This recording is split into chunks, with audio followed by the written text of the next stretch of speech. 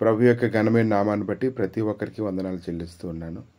ఈ ఉదయకాలాన్ని ఆయన సన్నిధిని సమీపిస్తున్నటువంటి నీవు ఆయన మాటలను నమ్మి కూర్చున్నట్లయితే గొప్ప విజయాన్ని నీ జీవితంలో నువ్వు చూస్తావు.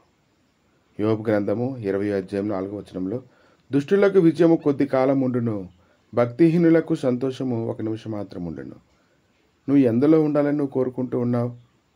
దుష్టులకు దొరికేటువంటి కొద్దిపాటి విజయానికి అందులో నివాసం చేయాలనుకుంటున్నావు, లేకపోతే భక్తిహీనులకు సంతోషం 1 నిమిషం మాత్రమే ఉంటుంది కాబట్టి నీ యొక్క భక్తి బలహీనంగా ఉండేటువంటి భక్తిలో జీవించాలని నువ్వు కోరుకుంటూ ఉన్నావా? ఈరోజు నువ్వు మనసు పెట్టినట్టయితే శ్రేష్టమైన దాంట్లోకి నువ్వు ప్రవేశిస్తావు. కనుక ఈరోజు మనం దేవుని యందు లక్ష్యం ఉంచాలి. నిర్గమకాండము 2:25 దేవుడు ఇశ్రాయేలును చూచెను, దేవుడు వారి యందు లక్ష్యం ఉంచెను. ఈరోజు ప్రభువు నీ యందు లక్ష్యం ఉంచుతూ ఉన్నారు కాబట్టి ఇదే సమయంలోని నువ్వు ఆయన వైపు నువ్వు తిరగాలి, ఆయనతో నువ్వు ఏకీభవించాలి. సంఖ్యాకాండము 14:11 యెహోవా ఎన్నాళ్ళ వరకు ఈ ప్రజలు నన్ను అలక్ష్యం చేయుదురు, ఎన్నాళ్ళ వరకు నేను వారి మధ్యన చేసిన సూచక్రియలన్నింటినీ చూసి నన్ను నమ్మకిందరు. కనుక ఈరోజు ప్రభు నిన్ను నడిపిస్తూ ఉన్నారు. నిన్ను నడిపిస్తూ ఉంటే ఖచ్చితంగా ఈ దినాన్ని నువ్వు ఎలా ఉండాలంటే ఆయన యందు నువ్వు లక్ష్యం ఉంచాలి, నువ్వు మనసు పెట్టి పని చేయాలి. అపోస్తల కార్యాలు 3:5 వాడు వారి యొద్ద ఏమైనా దొరికినని కనిపెట్టుచు వారి యొద్ద లక్ష్యం ఉంచెను. కుంటి భిక్షగాడు దేవాలయ మెట్ల దగ్గర పడి ఉండి వాడు భిక్షం ఎత్తుకుంటూ ఉన్నప్పుడు వారి యొద్దకు వచ్చినటువంటి సేవకులను చూసి వారి వైపు దృష్టించి అతడు ఆలోచన చేస్తూ ఉన్నాడు. వారి దగ్గర ఏదో ఒకటి దొరుకుతుందని అతడు లక్ష్యం ఉంచాడు. తర్వాత అతడు చాలా గొప్ప కార్యాన్ని దేవుడు వారి జీవితంలో జరిగించడాన్ని చూస్తూ ఉన్నాము. కనుక నువ్వు కనిపెట్టుకొని ఉండు, నువ్వు మనసు పెట్టు, లక్ష్యం ఉంచు, ఖచ్చితంగా దేవుడు నీ జీవితంలో గొప్ప కార్యం జరిగిస్తాడు.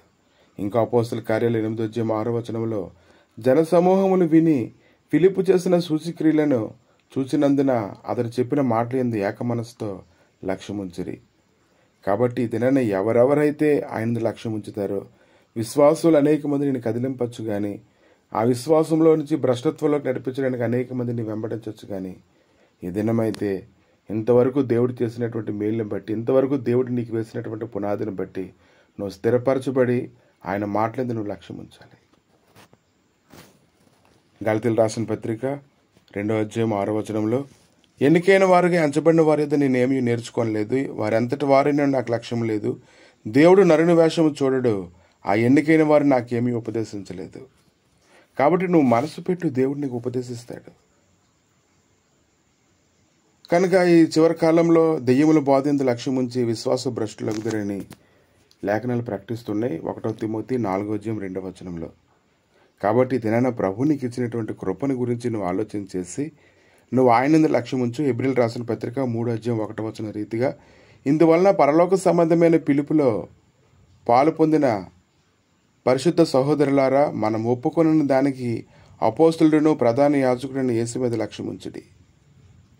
కనుక ఇది నన్ను గుర్తించాలి. ఎంతోమంది పడుతూ లేస్తూ చివరికి ఆయన సన్నిధిలో వేరుపారి స్థిరపరచబడి బలముగా ఆయన యందు ఆనందించేటువంటి వారు ఎంతోమంది సేవకులు ఉన్నారు. 2 పేతురు 1:19 మరి ఇంతకంటే స్థిరమైన ప్రవచన వాక్యం మనకున్నది. తెల్లవారు వేకు చుక్క మీ హృదయంలో ఉదయించు వరకు ఆ వాక్యము చీకటి గల చోటున వెలిగించు దీపమైనట్టున్నది. దాని యందు మీరు లక్ష్యం ఉంచిన ఎడల మీకు మేలు. సేవకుడు మాట్లాడుతున్న మాటలు కనుక గమనించినట్లయితే అతను ఇది వరకు జీవించినటువంటి జీవితాన్ని చూసినట్లయితే అతను హృదయస్థితి ఎలా ఉండదో, ఇప్పుడు పేతురు గ్రంథంలో మాట్లాడుతున్నటువంటి మాటల గురించి కానీ మనం ఆలోచన చేసినట్లయితే ఇప్పుడు అతని హృదయం ఎలాగుందో కానీ ఆలోచన చేస్తే నీవు మనసు పెడితే ఖచ్చితంగా నువ్వు స్థిరమైనటువంటి విజయాన్ని పొందుకుంటావు, శాశ్వతమైనటువంటి సంతోషాల్లో నువ్వు కుదర్చబడతావు.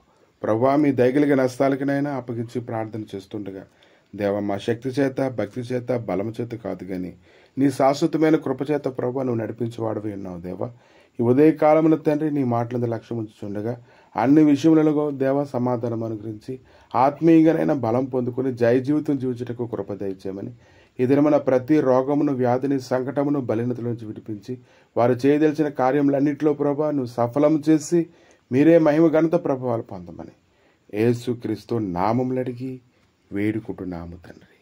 ఆమేన్.